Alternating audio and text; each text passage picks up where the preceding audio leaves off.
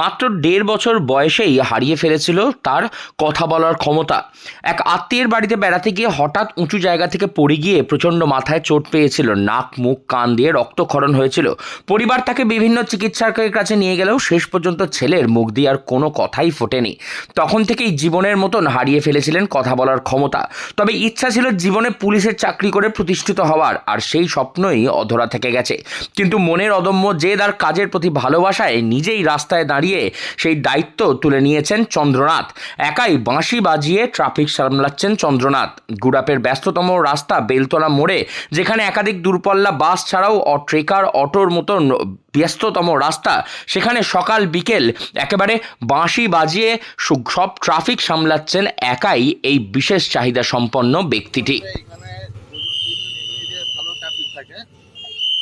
একা কন্ট্রোল করে না, এ বলতে পারে না, কিন্তু ওই বাসের মাধ্যমে একা পুরো ট্যাকেল করে, মানে যতই জাম লাগুক একাই ট্যাকেল করা। এখানে 2-3 জন আরও থাকে ট্রাফিক মাঝে মাঝে, কিন্তু ওরা ঠিক এর মতন করতে পারে না। সেই জন্য দীর্ঘদিন ধরে দুবেলায় একে এখানে রেখে দিয়েছে।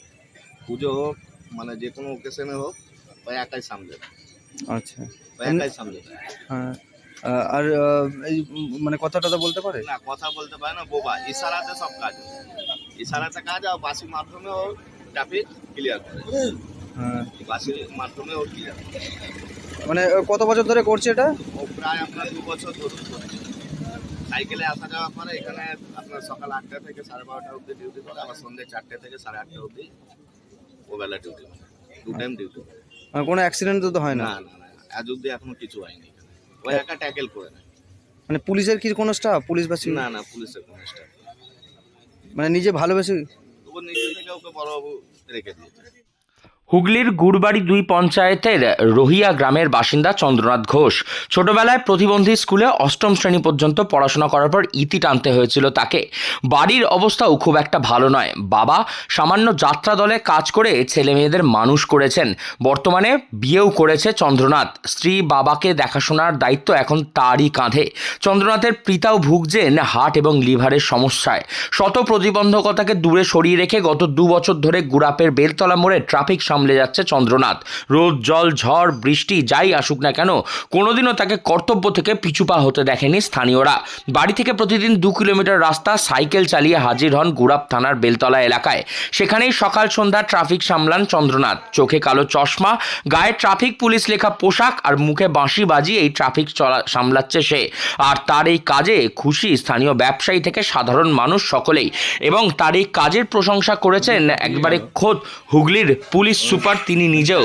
তিনি চন্দ্রনাথের জন্য বিশেষ ব্যবস্থা কি নেওয়া যায় সেই দিকেও তিনি ধ্যান দেবেন, এমনটাই জানিয়েছেন তিনি। চন্দ্রনাথ ঘোষ আর কি একজন মানে ও এসেছিল আমার কাছে। তো ও একটা ভলেন্টিয়ার সার্ভিস দেয়, খুব ভালো সার্ভিস দেয়। ইনফ্যাক্ট সার্ভিস মানে ওখানে ট্রাফিকের একটু ও এত ওখানে এত অনেক দিন ধরে এখানে ট্রাফিকটা খুব ভালো করে রেগুলেট করে। আমার সাথে দেখা হয়েছিল আমার।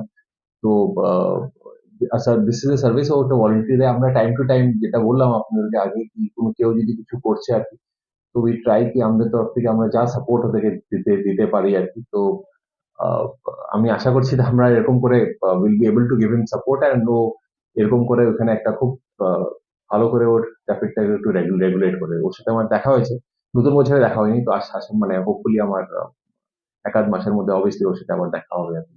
স্যার ও স্যার কথাও বলতে পারে না, এবং ওখানকার মানুষের কাছে খুব প্রিয় ওই ছেলেটি। জানি।